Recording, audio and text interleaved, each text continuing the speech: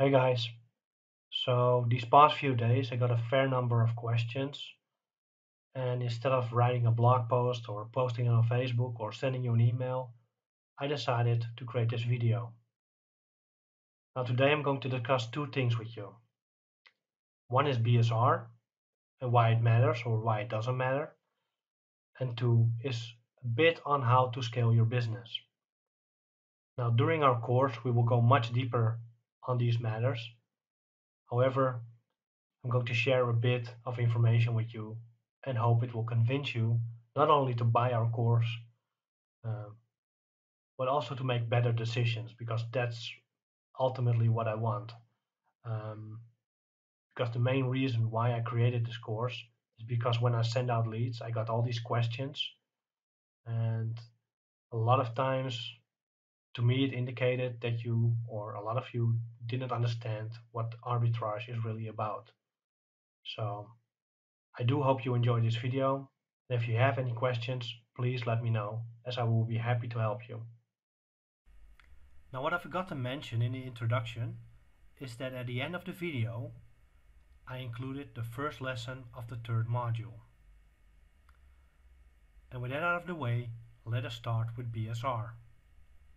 Now, the main reason I picked this one is because I really think too many people are fixated on this. Sure, you shouldn't pick a product with, say, a million BSR. However, picking extreme low BSR products have their drawbacks too, as it is more likely you will have more competition, meaning your margins will take a big hit. Now, if you sell, then that wouldn't be so bad, but when your margins take a big hit and you don't sell, that's when the problems start. So what we're going to cover in this instance are the often overlooked consequences variations bring with them. Now, if you sign up for our course, we will create a file and methodologies which help you tremendously in making the right choices regarding purchasing decisions. However, in this case, I'm just going to talk about the end results and hope it will help you understand how to look at BSR more plainly. So to illustrate by example, I've randomly picked these two items.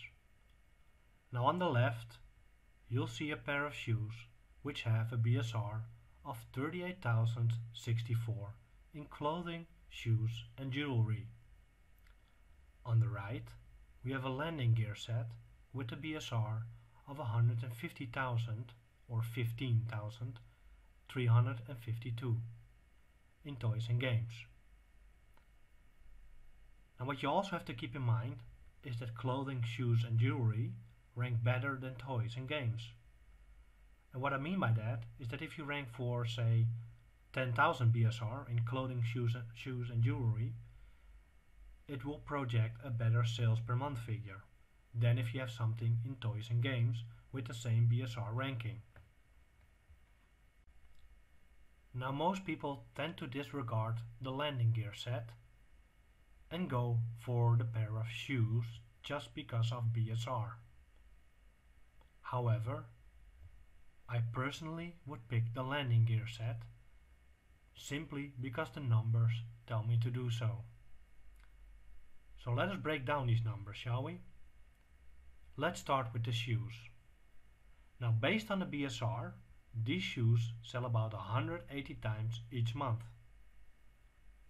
However, they have a total of 234 variations, which is a combination of all the color and size variations. And the total stock of all your competitors is over 1,000. So this means you probably won't sell anything in the foreseeable future. Now when you look at the landing gear, it sells a moderate 27 times each month. But it has no variations, and the total stock the competitors have amount to a grand total of 4, which means you will most likely sell about 23 times each month. Anyway, I hope this makes things clear, and I do hope it will help you make better purchasing decisions in the future.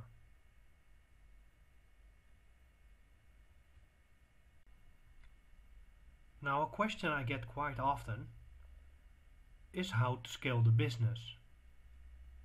And although we cover it more fully in the course, I'm going to tell you a bit more about this in this video.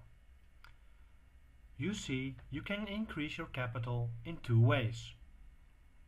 One is something we all know, and that is to increase your income. The second one, however, is something most people here on YouTube probably never, or at least not very often, discuss, which is cutting your costs. To be more precise, recurring costs. So I created this Excel sheet for my students to visualize their potential earnings, but also their costs. Now this file automatically projects your potential earnings, and if we scroll to the right, so let's do that, you'll see I have filled in a number of programs a lot of people buy in order to build their arbitrage business. And I put the monthly cost in there, which automatically gets added to the recurring monthly cost column in the sheet. Now if we go back, you'll notice we have one yellow cell. This is where we fill in our start capital. So let us start with $500. Let's put that in. No profits. Let's put in 1,000. 3. Nope. Still nothing. Okay, 2,000 then. 3. So the first year it looks okay. We start to make a bit of profit, but in the second and third year you see the curve inverts again. Okay, so let's put in 3,000 then.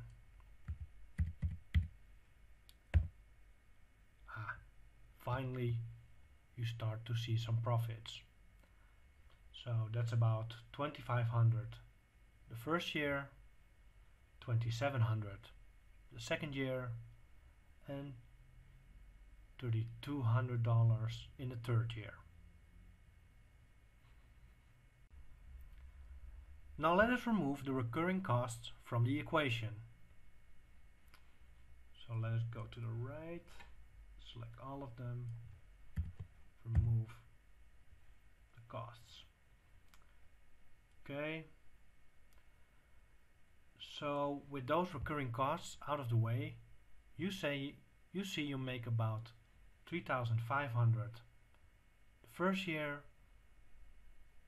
7,600 the second, and more than $16,000 the third year. Now to be completely fair, let's put the one-time cost of our course in at the beginning. So let's just put it here.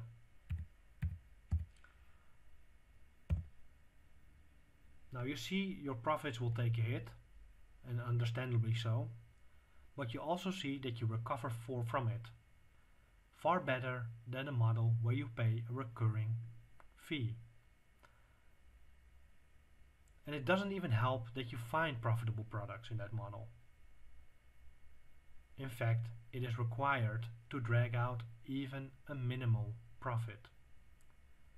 And yes, if you subscribe to our course, you will have to do the work on a consistent basis.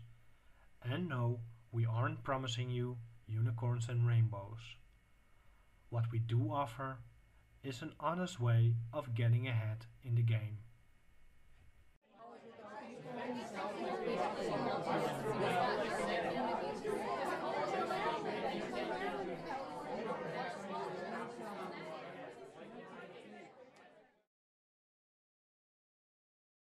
The problem with arbitrage is that it's seemingly simple, yet tedious. And although it's just my own personal view, I believe that this is what makes using software to find products so alluring.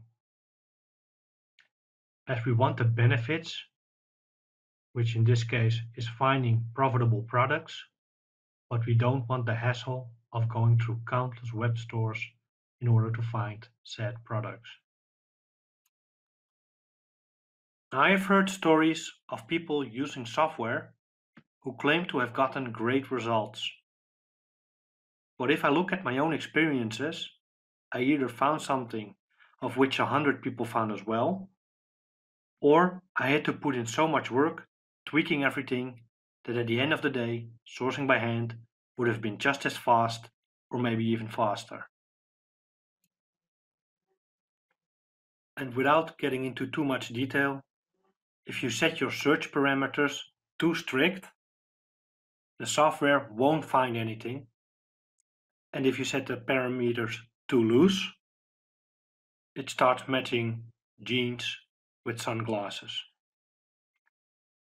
But even if you get results from software, you still have to verify manually, and the only thing software does is a quick scan of any given website.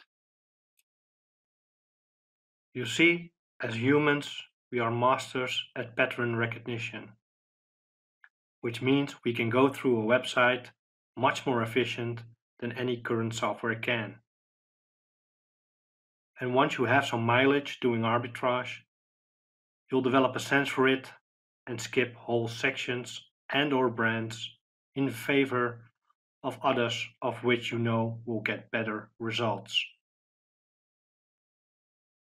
Another point is that retailers, as well as people who create listings on Amazon, have become fully aware of software scanning techniques and have developed ways to circumvent software scanning.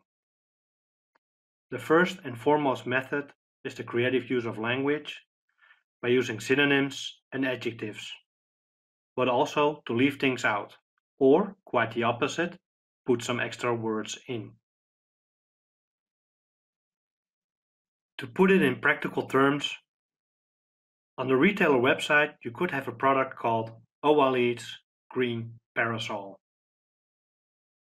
while on Amazon someone might name it comfortable cooling grass colored canopy by Oaleads. And there is no way on God's green earth that software picks that one up. Now the second method by which we are potentially being fooled is image manipulation. And the only way I can explain this is by showing you a real life example. As you can see, we have two identical products. Same size, same color. See? Even the description of the color is the same. And although less obvious than the example I used before, there are some subtle differences between the titles on both listings. One is called Globe Willow Skate Shoes, and the other is called Globe Men's Willow Skateboarding Shoe. My suspicion is that most software programs will miss this one because of these subtle differences. However, it's not the reason I picked this as an example. If you look at both images, you see some tonal differences between the two. Now this could be a result of different lighting conditions, but it could be a result from image editing as well. So to prove the point, I have opened both images in Photoshop and put them side by side for better viewing. So let us go there. Okay, so as you can see, I've played with it already. Now this one seems to be more yellowish and this more reddish, right? Now let's see what happens if I turn on the adjustments I've just made. Okay, first some contrast, then some color balance, and then some saturation and hue. Boom. Now they are identical again. So I hope this makes it clear that even though it looks kind of different, right? Because it's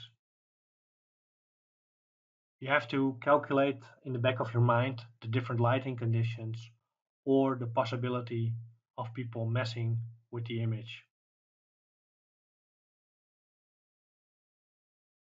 And the last point by which software is being circumvented is the fact that there are add to cart features retailers implement, where for instance you only get the discounts when you add an item to the shopping cart.